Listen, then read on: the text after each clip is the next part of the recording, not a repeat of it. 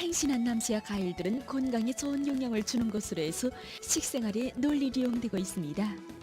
특히 이 미나리는 간보에 좋은 작용을 하는 것으로 알려져 있습니다. 그럼 이 시간에는 미나리를 비롯해서 간보에 좋은 작용을 하는 몇 가지 식품들에 대해서 보기로 합시다.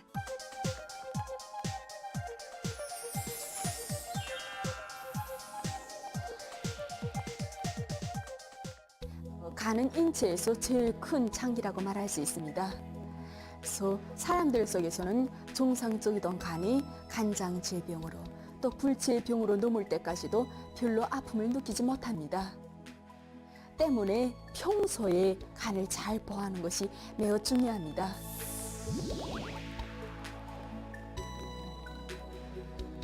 미나리가 간에 좋다고 해서 미나리 철이 오면 우리 가정에서는 미나리 요리야 미나리 김치를 해먹는데 가정에서 정말 좋아합니다. 아이는 미나리 물을 우려 미나리 차를 해주는데 소화 기능이 개선되는 게 정말 알립니다. 미나리에는 콜린, 메티오닌, 비타민C를 비롯해서 간보에 좋은 여러 가지 성분들이 많습니다. 이런 것으로 해서 미나리는 열물 내기, 항산화 작용을 하며 지방간을 예방하는 작용도 합니다. 또한 간세포의 괴사를 막고 재생을 촉진하며 단백, 지방, 탄수화물의 대사를 개선합니다. 때문에 미나리로 미나리 김치와 미나리 무침을 비롯해서 여러 가지 음식들을 만들어 이용하는 것과 함께 미나리 액수를 비롯한 고려약들을 쓰면 간보에 좋습니다.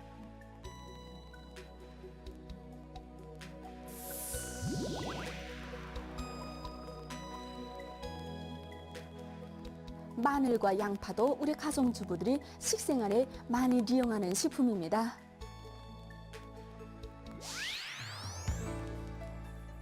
마늘은 알리신과 셀렌의 원천입니다.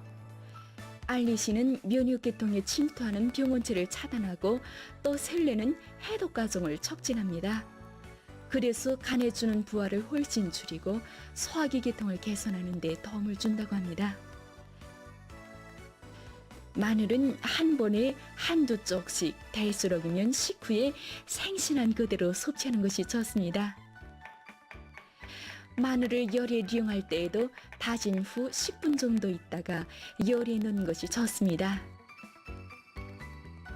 양파에는 알리신뿐 아니라 여러 가지 유용 성분들이 들어있어 간의 정상 기능을 좋게 합니다. 양파는 생신한 그대로 섭취할 수도 있지만 위장 장애가 있는 사람들은 위아픔이나 위경련과 같은 증상이 나타날 수 있기 때문에 될수록이면 볶아 먹는 것이 좋습니다.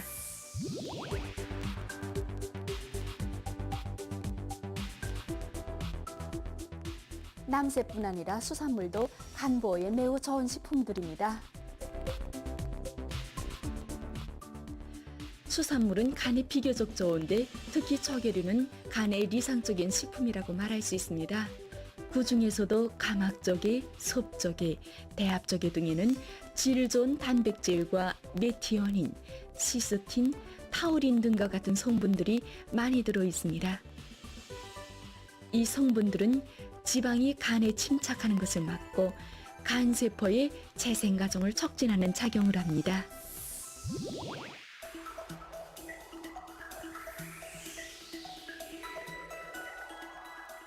일명 민물인삼이라고 부르는 미꾸라지도 간보에 매우 좋은 식품입니다.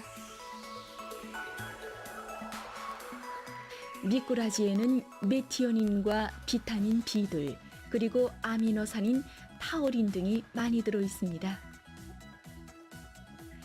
미꾸라지에 들어있는 메티오닌이라는 성분은 같은 민물고기인 잉어나 붕어에 비해서 1배 반이나 많다고 합니다. 메티오닌은 유기체의 성장 발육과 간장의 지방 침착을 막는 데서 중요한 역할을 합니다. 미꾸라지에는 또한 비타민 B2이 메기나 붕어에 비해서 거의 2 내지 4배 정도 들어있는데 이런 것으로 해서 간장의 톡풀이 작용에 효과적이라고 합니다. 특히 미꾸라지의 약효능에서 가장 주목받는 물질의 하나가 바로 타우린입니다. 하우리는 열물 분비를 촉진하고 간세포의 재생과 보호 능력을 가지고 있습니다. 이런 미꾸라지를 수어탄우나 미꾸라지죽 그리고 미꾸라지 영양액 등으로 생활에 널리 이용한다면 보다 원기왕성한 몸으로 생활해 나갈 것입니다.